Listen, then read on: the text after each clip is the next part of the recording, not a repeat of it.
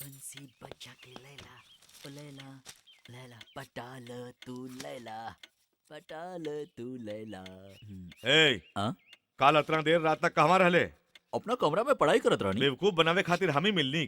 कल शाम के हम खुद 3 बार तहरा कमरा में गल रहनी, एक बार भी तोरा के ना देखनी। हम पढ़त पढ़त सो गए रहनी। ओकरा बाद जे सपना देख ली ना, लड़की के सपना देख ले होबे? यमराज के हमार गला घोट के मारे आयल रहलन। का बोलले? ऊ तो मार ही डालतन। ठीक उहे बखत हमार भगवान आई के हमरा बचा लिहलन। इला दूध। तुलार उमड़ रहल बा। ई रुपया काहे खातिर? पॉकेट मनी।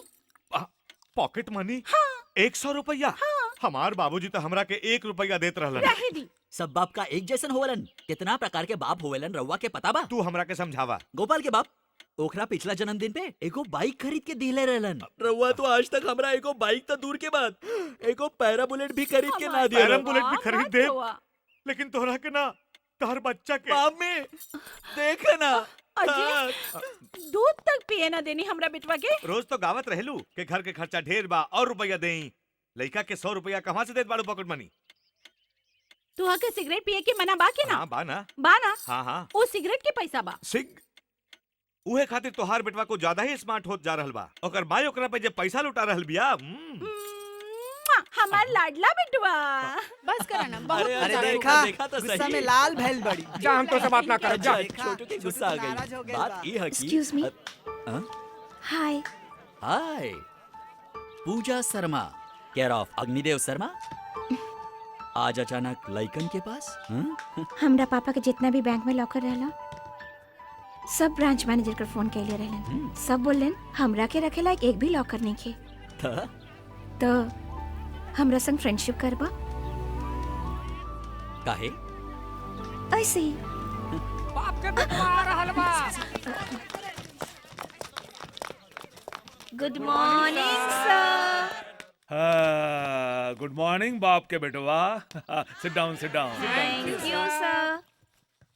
नाउ डियर स्टूडेंट्स, डियर स्टूडेंट, फिर से श्री हरि पियून बाड़ा पियूना के जैसे रहा।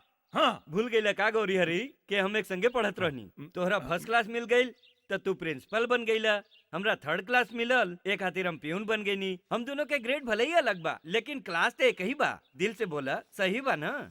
हाँ डियर स्टूडेंट्स, बोली सर, गाड़ी प्लेटफॉर्म से निकलल की नहीं? का पंच मरले बा। Silence silence. तो हम आज यहाँ एक खातिर आयल बानी कि आजकल के बच्चा लोग अपना बूढ़ा माई बाप के ख्याल नहीं रखेलन। आज के जमाने में पता नहीं कौन सा ट्रेंड चलल बाई। बच्चन जब अपना पैर पे खड़ा हो जालन तो ऊ अपना माई बाप के भूल जालन, उनका नजरअंदाज करे लग जालन। उहे माई बाप के जे अपना जिंदगी भर के कमाई अपना बच्चा के परवरिश और पढ़ाई लिखाई में लगा देवेलन, अपना बुढ़ापा के फिक्र कैला बगैर। काहे कि उनका ई बाप के यकीन रहेला कि उनकर बच्चा बुढ़ापे में उनकर सहारा बने। लेकिन आजकल तो उल्टा हो रहल बा। बच्चा लोग अपना माई बाप के वृद्धा आश्रम में भेज देवेलन।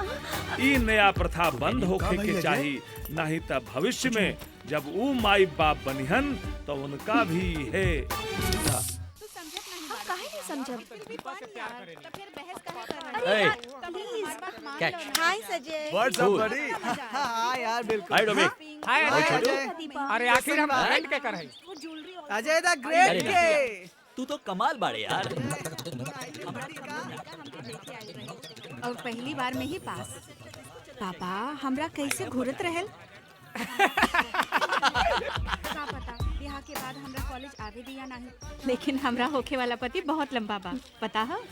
हाँ? वहाँ एक से एक मिली। ओने का देख रहल बाड़ू। बोला ना, सुन रहल बानी। अरे ई तो संडे के 12 बजे तक शूटर रहला। ई का पिक्चर देखे तू जाई? लोग बात कर, हम आवत आनी। अरे का भाई? अजय तू हमरा ऐसे काहे देखत रहलू? कहवा देखत रहनी? घूरत रहलू। हम देखनी? बिल्कुल नहीं। हाँ फिर तो हमरा तोहरे माई बाप पे सोच के दुख हो रहल बा। इकलौती बिटिया, ऊपर से भेंगी। अरे कितना दुखी होई हन। मतलब? कुछ नहीं। अच्छा तू कैसे बुझला कि हम तोरा के देखत रहनी? एकरा मतलब ये कि जरूर तू भी हमरा के देखत रहला। सो तो देखा दी रहनी। इस ड्रेस में तो इतना सुंदर लाग रहल बाड़ू के देख ले बिना रह नहीं पाएंगे। इंसान के सुंदरता ओकरा मन से होकेला, ओकरा कपड़ा से नहीं। तो फिर काल से कपड़ा पहन के मत आया। हम जाने ली तोहरा ई ड्रेस के जैसन तोहर मन भी बहुत सुंदर बा।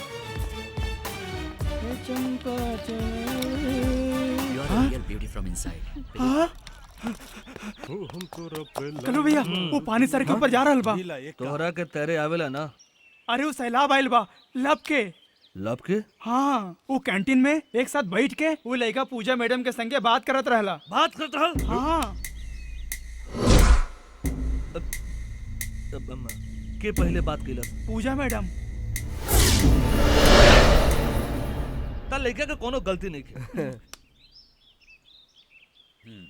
See you soon. Bye Ajay. Bye. Bye bye.